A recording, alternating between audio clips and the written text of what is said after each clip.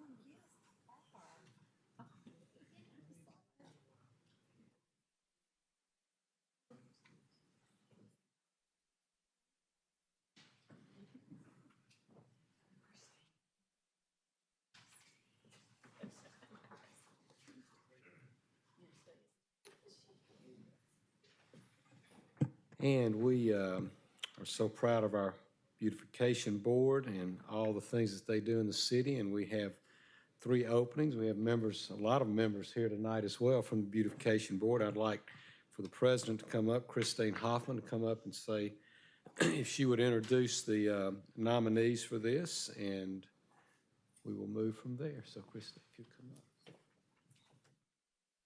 So this evening, the Hoover Beautification Board would like to install 3 new members. And as I say your name, if you would just come up and stand in the front, kind of in front of the circle up there. Susan Wilson. Susan grew up in Lafayette, is that how you pronounce it? Yes. Alabama. She has lived in Hoover for more than 40 years, and she has 2 sons who graduated from Hoover High School. Susan worked for Hoover City Schools for 15 years, retiring in 2022. Is that right? And she is looking forward to serving on the Hoover Beautification Board and continuing to be active in the city of Hoover. Next, we have Kelly Vinson. Kelly resides in the Preserve and has lived in Hoover for 3 years. She was previously a buyer for Parisian and then a wholesale rep in the fashion industry, traveling both domestically and internationally. And she has been a real estate agent for ARC Realty for the past 5 years, 3 of which in Hoover. And last, we have Mary Sagas. Mary is originally from Mississippi. She currently resides in Trace Crossings. She is a retired executive recruiter and HR consultant. Mary education is Mary's passion, and she believes when you know better, you do better. She loves living in Hoover, and she sees great potential in Hoover and is looking forward to serving on the Hoover Beautification Board. Thank you. And I would ask the council for a vote of concurrence, if you don't mind, Mr. President. Certainly, gentlemen. Before you on item 6 on the consent agenda, if it's the will of the body, I'd like to go ahead and take that item now, have the attorney read it, and we'll consider it now. Mr. Corley. Resolution number 679222 concurs with Mayor Mercado in appointing the following people to the Beautification Board: Susan Wilson, Kelly Vinson, and Mary Sagas. Mr. President, I move for approval of resolution number 6792-22. Second. We have a motion and a second. Any discussion from members of the body on this resolution? Any discussion from members of the public? Hearing none, all in favor say aye. Aye. Any opposed, nay. The ayes have it, and the motion carries. Ladies, welcome to the Beautification Board.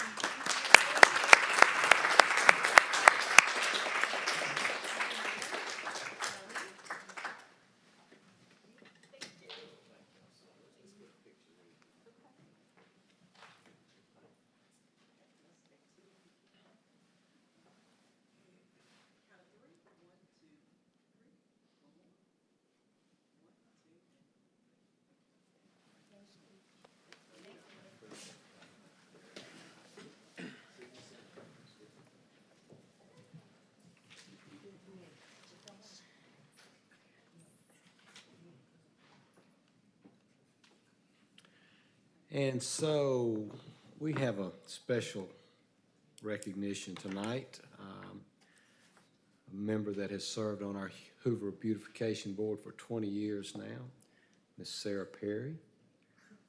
Sarah, come on up. We'd love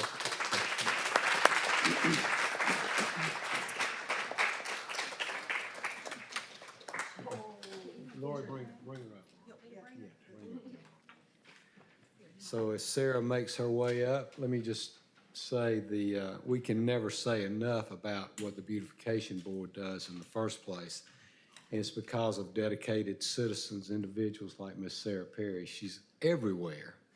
And she's rotating off of this board, and I have just enjoyed knowing her. I've known her for 20 years, but particularly the last 6 as she's served in such a special way and loves our city and is the exact representation of what we all hope that would represent our city.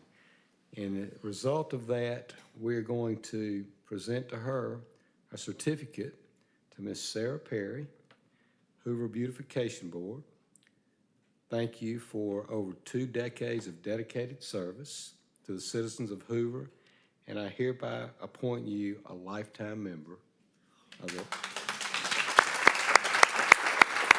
There you go. You were so well. Let's go up and get a picture of you. Okay. Come on, I got you. You don't need me, but I got you.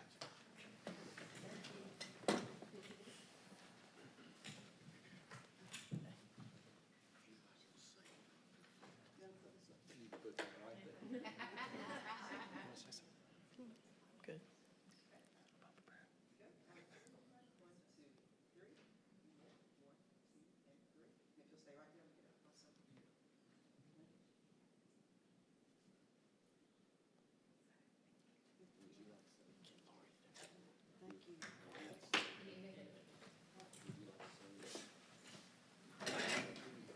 This is such a surprise, I'm just overwhelmed. What can I say? I've been here a long time and hope to be here much longer. Hoover's our home and we love it, our grandchildren, and even great-grandchildren now. We're so fortunate. Thank you.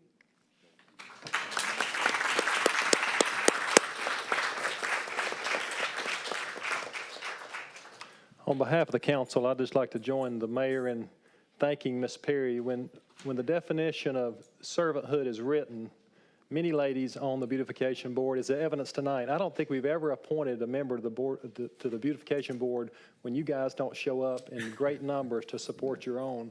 And Ms. Perry has really been the author of that and showcasing and exemplifying what it means to be a great servant of our city. So we honor you and thank you, Ms. Perry, for all that you've done for us.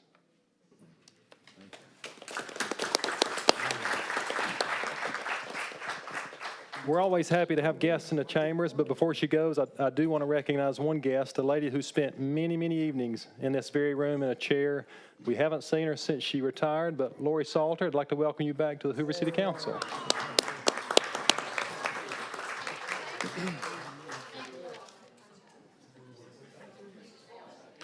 We'll now have a financial report by Ms. Bolt.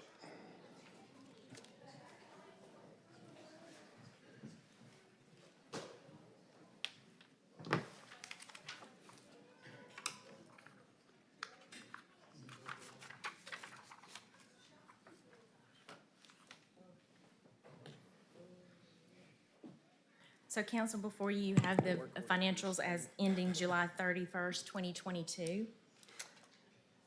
So if you will notice, our revenues, the year-to-date, that's in the middle column, is $134,000, which is 94.8% of our expected budget. Our total expenditures were $94.7 million, which is 75.1% of our budget. And other resources or uses is 4.9, which is 40.6% of our budget. As you can see, this gives us, if we were to close the books today, this would give us a change in fund balance of $35.2 million, which would add to our fund balance and give us an ending balance of $117 million. So this is just a comparison of budget to actual, and as you will see, this is of just our general fund revenues. You can see, again, this totals up to what we just mentioned is for revenues on the previous page of 94.8% of our budget. And this is broken down between different sales taxes, licenses, intergovernmental fines and forfeitures, and so forth. You can see that our fines and forfeitures have exceeded, as well as our other taxes and our licenses and permits, as well as other revenues, which is just miscellaneous revenues, have exceeded what we expected to be at this point. So breaking down our general fund revenues into the different types of taxes, we are still trending favorably. You will notice that our general sales tax is 4.6 million above what we expected for the year and above what we collected as of last year, which last year we felt like was definitely an anomaly. Casual sales tax is showing a slight increase. If you will remember from last month, that was a negative, so we've seen a little bit of an uptake in that, as well as seller's use tax. That was we were behind from the previous year, and that has also seen a little bit of an uptake. We are also a little bit still under for consumer use tax than we were last year, and SSUT does continue to grow as online sales continue. So this gives us our sales tax an increase of 5.6 million from where we were last year. So looking at the financials, we are definitely on trend to finish the year. This is the 10th month of the year, looking at July, so we still have 2 more months before we close out the year. Friday was actually the last day of the fiscal year, so we've actually already started that process to close those books and close everything out for the year. We hope to do that definitely before December this year. That's kind of been our goal all year, is to close the books earlier than we usually did in the past. Our auditors will be on site. As of now, we are trying to plan dates in November to make that happen. So we'll be coming to you hopefully a little bit sooner than we normally do with the end of the year financials and our annual report. And also, we had a call, just to give you an update, we had a call today with our consultants for the ARPA funds. We received less than $10 million, which gives us the access to be able to put that under revenue replacement category or provision of the program. So with that, we can take general government expenses and use the ARPA funds for that, which makes the burden of reporting less and also makes the process of the documentation less cumbersome. So the easiest category that has been recommended to us is regular recurring payroll, because we have all the documentation. It makes the documentation, again, pretty straightforward. The funds otherwise that would have been used for payroll can be retained in the general fund and then used for any routinely allowable purpose as determined by the council.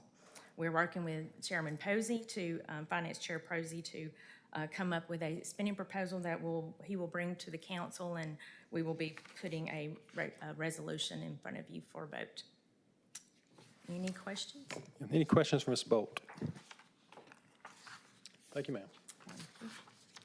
We'll now move to our consent agenda. Item 6 we've already taken up and passed, which leaves items 7 through 10. I'll ask that item number 10 be moved to the regular agenda. That leaves items 7, 8, and 9. Any member of the body would like to have items 7, 8, or 9 moved to the regular?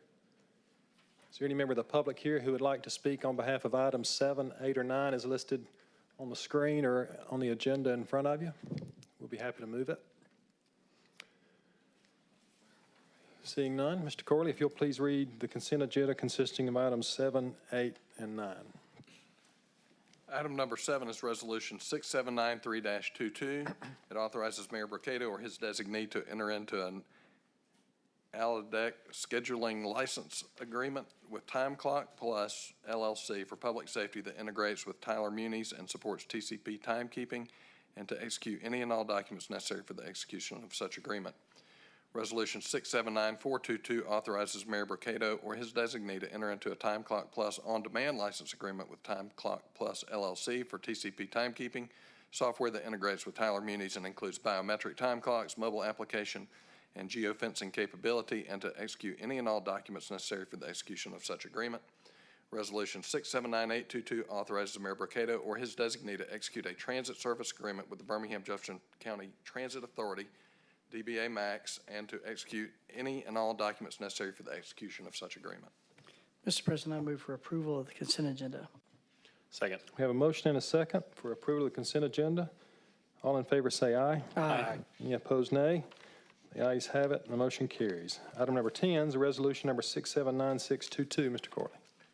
This resolution authorizes Mayor Brocato or his designee to execute a real estate agreement with Village Stations, Inc. for the purchase of land including 120 feet of frontage on Montgomery Highway and to execute any and all documents necessary for the execution of such agreement. Mr. President, I move for approval of resolution number 6796-22. Second. We have a motion and a second for approval. Any discussion or questions from the body? Yes, Mr. President. Yes, sir, Mr. Middlebrooks. Can we clear up where the funding will be for this item? Mr. Rice or Ms. Bolt, I know there was some discussion about this Thursday night. If we could just clarify that for Dr. Middlebrooks, please.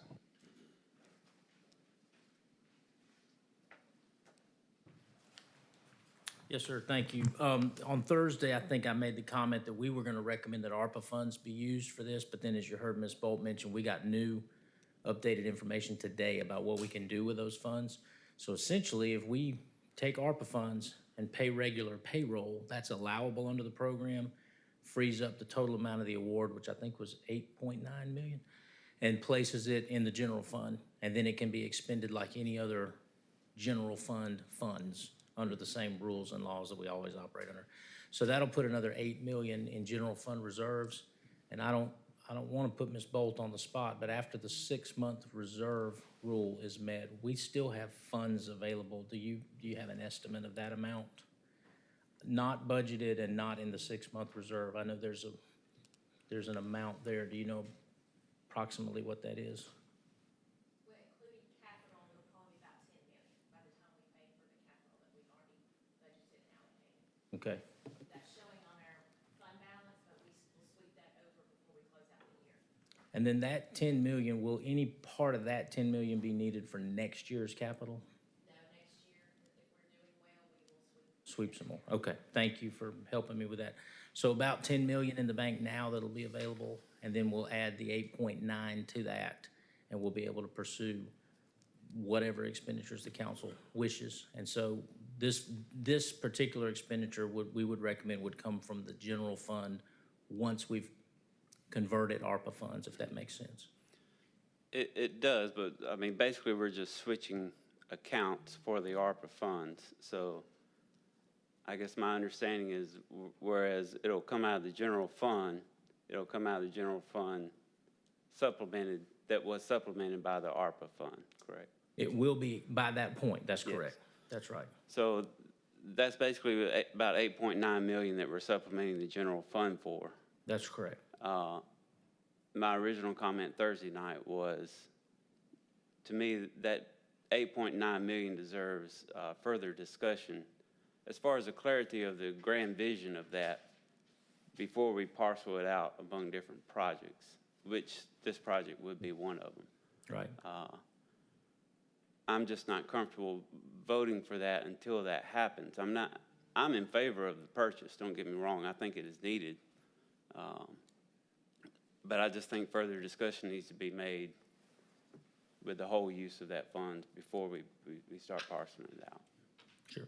And I think Mr. Posey was on the call today, and you were on the previous call with the consulting firm, if I recall. And so our intent is to bring a recommendation to him, and he's already been involved in these discussions with us for the entire 8.9. Now that we know how it can be spent, basically it can be spent on whatever the city would normally spend funds on once we've converted the money. Our intent was to bring a funding plan through Mr. Posey, which I suppose he would then present to the body. Yeah, I guess, with committee chairs, that's typically how we work through things sometimes with committee chairs. And I think that works great, especially when we're appointing board members and so forth. Mm-hmm. Just from my perspective, 8.9 million may deserve further discussion among all council members, maybe with the mayor's office.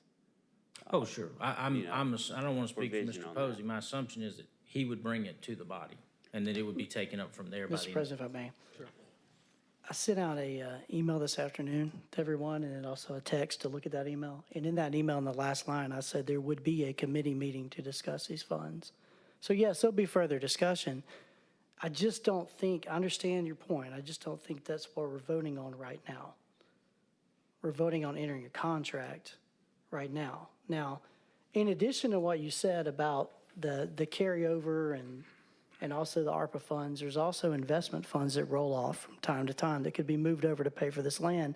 There's infinite numbers of ways we could pay for this land without touching the ARPA funds. So I think that we don't need to get bogged down in just the ARPA funds and think about there's other ways to pay for this and lose the opportunity to enter a contract and replace a station that's the first fire station in the city that could go on to be used for other things, and then also clear space, like, say, at the Public Safety Center for different things. So I would ask that we look at the item at hand, and when the time comes to talk about the ARPA funds, we will certainly have diligent discussion on those funds. I understand what you're saying, but in reality, the ARPA funds are being used to purchase this land by supplementing the general budget. And we may have numerous ways to fund those funds. Even so, I'm not comfortable with voting yet until we have a clear and concise method of that. Just saying we have the funds available in many different, maybe special revenue funds or whatever, I'm not comfortable without having it outlined where exactly it's coming from. And once again, I'll reiterate, I am not against this purchase of the land. Now, if we can have that meeting post haste and have a special called meeting if need be, so we don't miss out on this opportunity, I can support that, but I think the meeting needs to occur first. Mr. President? Yes, sir. Yeah, because a couple of things. The cost, the agreement currently right now, right? What is the lead time on that? When does a decision have to be made before it begins to? I believe it has a 90-day due diligence period. I reread that. I was mistaken when I told you that earlier, Mr. President. It's got a 45-day initial period, and then we can get a second 30-day period. So I Extension. guess 75 days. And we found in other land situations, oftentimes when a seller knows they're dealing with a city, they're very amenable to extending even Right. beyond what's in writing. So just, and if you know it, that's fine. What, the 45 days in when? Do you know when that It ran 45? from the time that we execute the contract. It So, would begin. and I'm more so, I guess I'm asking, how do you prevent someone from coming and purchasing it tomorrow? Do we have is it any type of issue related to that? That's, go ahead, Mr. Cooley. Getting it under contract would prevent someone from purchasing it tomorrow. But if you don't have it under contract, obviously the seller can sell to anybody. And during the 45-day due diligence period, which can be extended, the city can terminate for any reason or no reason.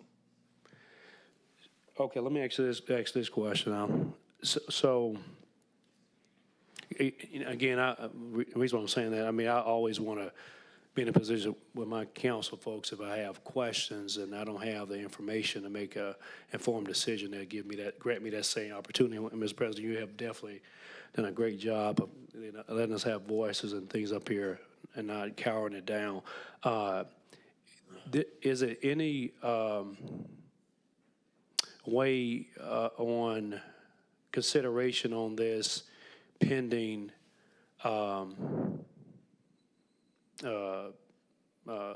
pending what Councilman Middlebrook may want? Meaning that if it's approved, then can it not be signed until his questions is answered about the breakdown of the 8.9? How long will that actually take? I mean, is that a long time period to get a breakdown on those funds, the remaining? Mr. President, I would say yes, because you haven't made the change yet to put these funds into payroll. You've got to go through that process to get everything changed out, which would be the next council meeting, and then even with that, you're way down the road. Now, you're not without. I don't think you're outside of the parameter of this contract, but you're further down the road than you are now. Right now, there's ideas, but there's nothing firm. And I get that piece. I guess let me ask a better question. But it is some clear defined projects or things we would like to do in the event we get the actual money. The logistics of it occurs with, staff, but will we have in a short order a listing of things that that the mayor's office will consider to be utilized in that 8.9? The logistics is not. I think where we are in the process right now, Mr. Murphy, is that there is a short list of what we would propose to recommend, and it would all be public safety-related expenditures that are in the current budget. So these would all be things, it would be the structure, for example, to be built on this property, which is a public safety facility. It would be some apparatus and equipment that was currently budgeted, and then we would be able to supplement the fleet budget that was provided for public safety with the remainder of the 8.9. And this is just in the form of conversation and putting together a recommendation. Right. And we would be able to do some things faster, for example, on our police fleet, which we're trying to catch up on some things. We'd be able to catch up a little quicker.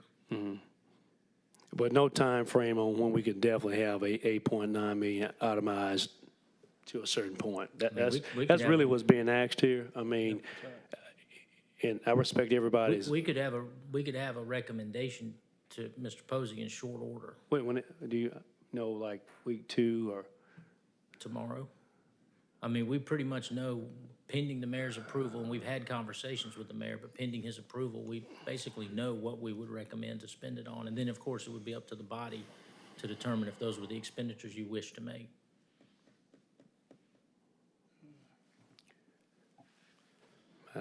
Mr. President, in light of that, I mean, if you can have it by tomorrow, like I said, I have no issues if this is a time-sensitive matter, having a special call meeting if we have to, but, I'd like to see the vision of that 8.9 million before I vote to start doling that out. With that in mind, I'm just going to motion that we continue the item at the call of the chair. We have a motion to continue. Is there a second? Second. We have a motion and second. Any discussion about this motion? I was going to say this a second ago. I'm inclined to agree with Dr. Middlebrooks that we do need further discussion. I guess the question is, if we approve this, that's not the beginning and the end. There's another vote to fund it. So I'm inclined to continue it, but what I'm concerned about is this is a real estate agreement, and if we don't do it, somebody could come in tomorrow, and somebody could still come in tomorrow if it's not signed, and we could lose this land, correct? And So- Mr. Shaw, to your point, there is another negotiator interested in this Oh, parcel. sure. I mean, in real estate, And there we- always is. Yeah, and we know, But, yeah, I mean. but we know who they are. Oh, I know, yeah, I know. Every house I've ever bought, there's, people lined up. So I'm sorry, I don't disagree with you. But, Dr. Middlebrooks, I'm just a little concerned about losing this deal while we discuss it. So if we can go ahead and approve it, and then there'll be other opportunities if we're not comfortable with where the money's going to come from, those opportunities might be better where we can't go back and revote on this if the property's gone. I understand. For clarification, though, if we vote on this tonight and approve it, we're approving the funding for this, correct? You're authorizing the mayor to engage in the contract, and this may be a good middle ground. You're authorizing the mayor to engage in the contract, which could be culminated and finalized, right? However, and he's right there, I'm certainly not going to speak for him. There's nothing that says the mayor would have to execute it before he had another affirmative affirmation from the council that you were comfortable with the funding and ready to proceed. In other words, you'll authorize him to sign it, but he's not compelled to sign it. But we can get to close. But we could execute this contract, pin down the property, and then continue to work with the council on the funding mechanism prior to closing. There's nothing that says we would have to close. You see what I'm saying? Mr. President, It would require trust between the mayor and this body. if I could just, Mr. Mayor, would you be amenable to having a meeting this week to discuss that with this being approved tonight? I would ask this tonight. We need to move on it. We have multiple ways that we can finance this and pay for it. The ARPA money is just an option, and there may be, when that money becomes available, there may be many things that we can think about and that we've had requests to fund to use that money. So we'll come before the body with that list. We'll have a list available.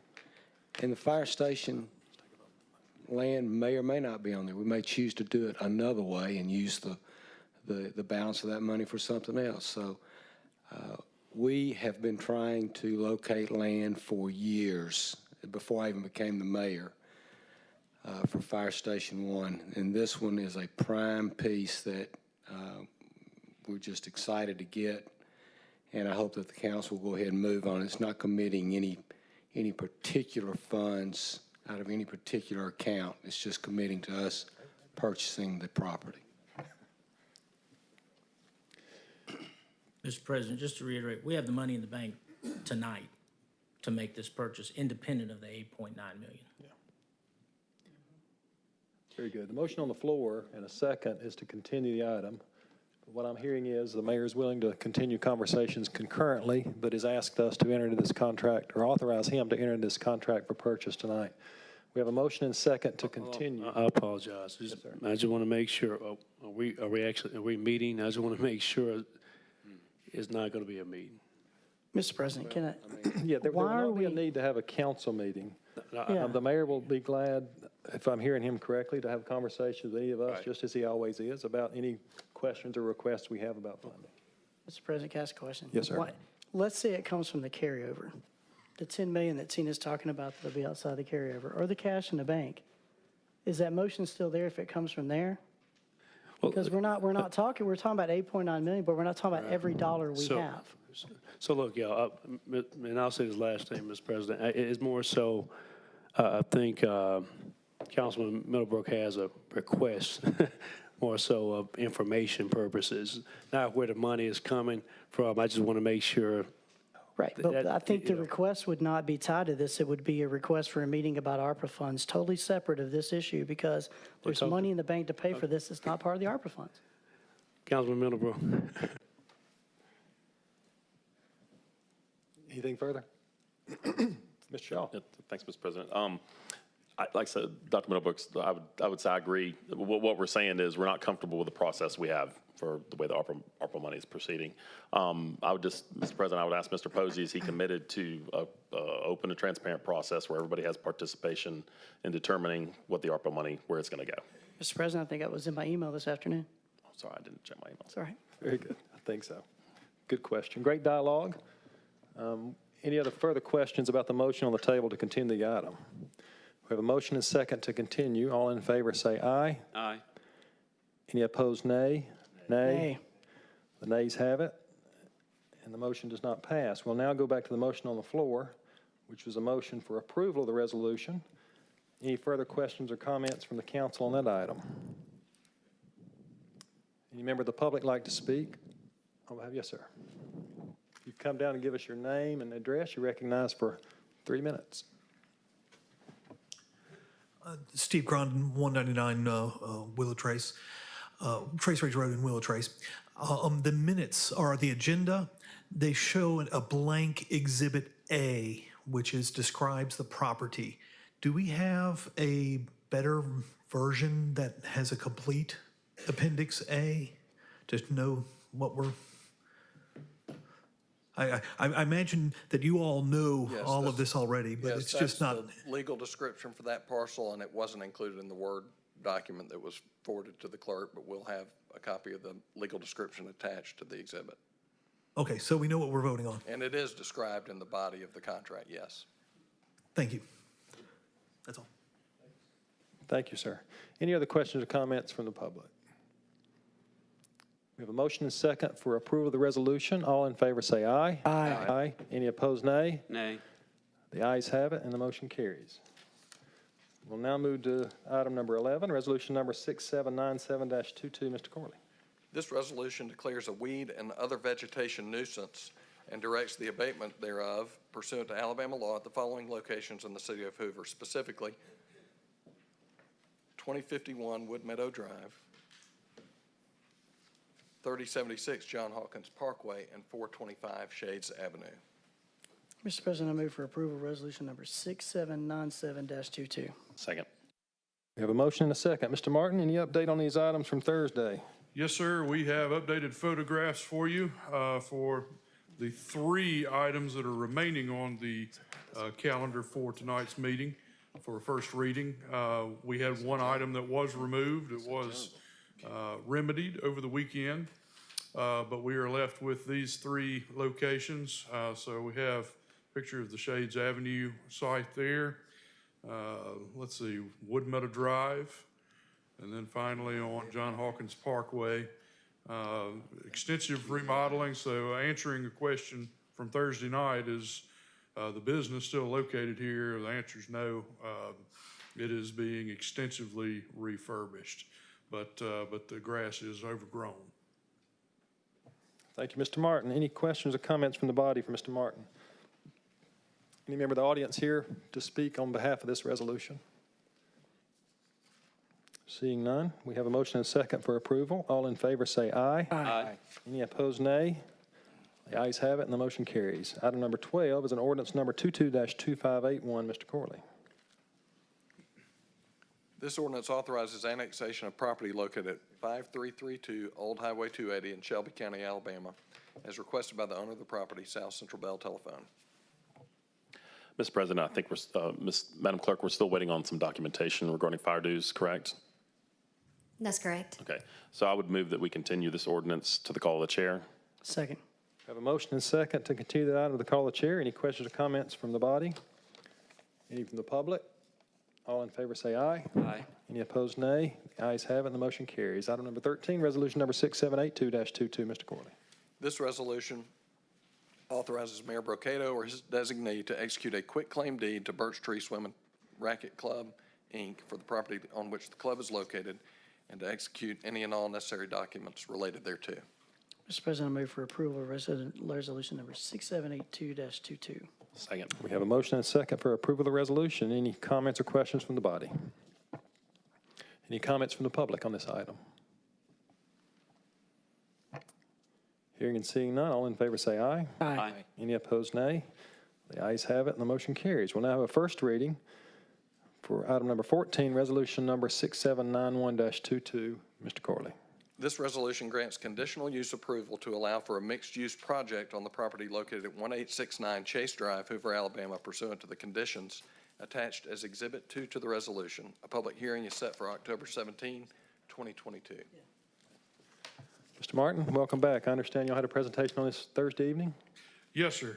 We did discuss this Thursday evening, gave an overview of the project.